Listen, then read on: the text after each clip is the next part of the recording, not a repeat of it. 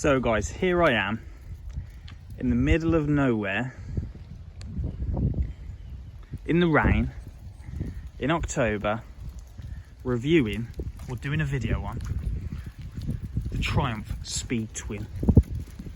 And what a beauty this is. It's not an ideal time of year to do a review, especially the time of day and the weather conditions at the moment, because it is raining. So I apologise for any wind noise. But yeah, I just thought I'd get the opportunity to do a quick video on this awesome piece of kit. Not without its flaws, but it's great. As we all know, it's the 1200 Bonneville engine with the Thruxton tune on it. So it's got 96 PS, 90 odd horsepower. Okay, this one's in the nice red. It's a great colour, the red. And they're just a fantastic bike. So one thing that when I saw this bike, I thought, well, where does it kind of sit? Because you've got the Thruxton for the performance, and then you've got the kind of Bonneville for the Bonneville T120 for the kind of look, but this kind of sits somewhere in between. But just before I start going around the bike and showing it to you, what would you prefer? Would you prefer to ride this or a Thruxton R or a standard Thruxton? So the niggles are with this, as good as it is, there's not an R model yet. So you've got the very basic rear shocks, which obviously, you know, there are plenty of companies out there which will allow you to upgrade those. The Thruxton rear shocks probably fit on those. And also the front forks are non-adjustable as well.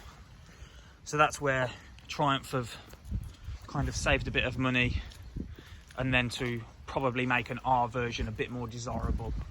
But these have been selling like hotcakes since they came out. I think it was 2019 they came out, and at one point you couldn't get them. So they're a really good bike, and it's, like I say, it's a good sit between the uncomfortable position of a Thruxton and the not so classic look of a Bonneville T120.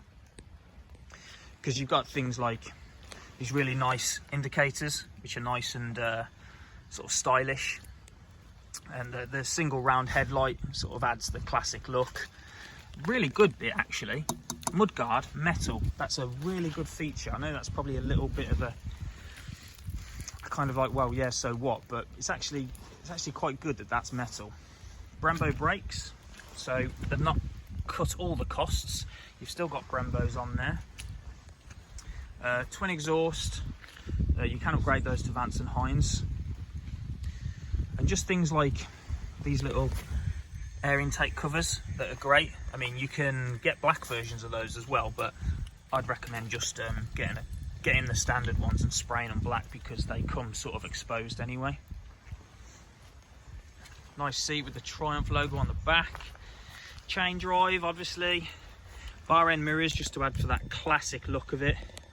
Or, I don't know, I suppose more modern look really, depending on how you look at it. Rider modes on this beast, I'll just try and clear it out for you here.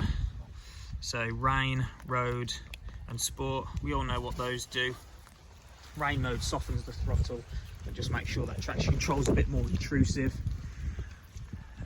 Road mode, standard, and sport mode, it's a bit more of an aggressive throttle. But all in all guys, this bike is great.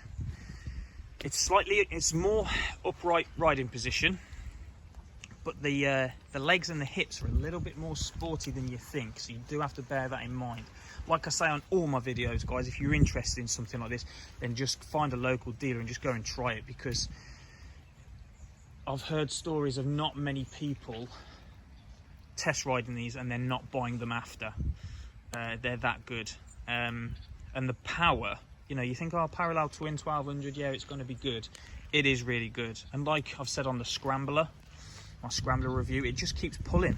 It's happy to thump around. It's happy. It's got the beans, as I've said before. It's got the beans.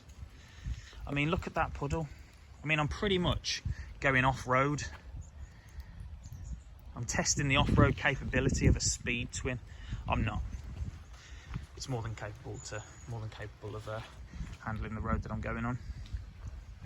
Tyres as well, you do get a set of decent tyres on this as well, so it's not all bad. You know, you think about the rear shocks and the front suspension, it's not all bad.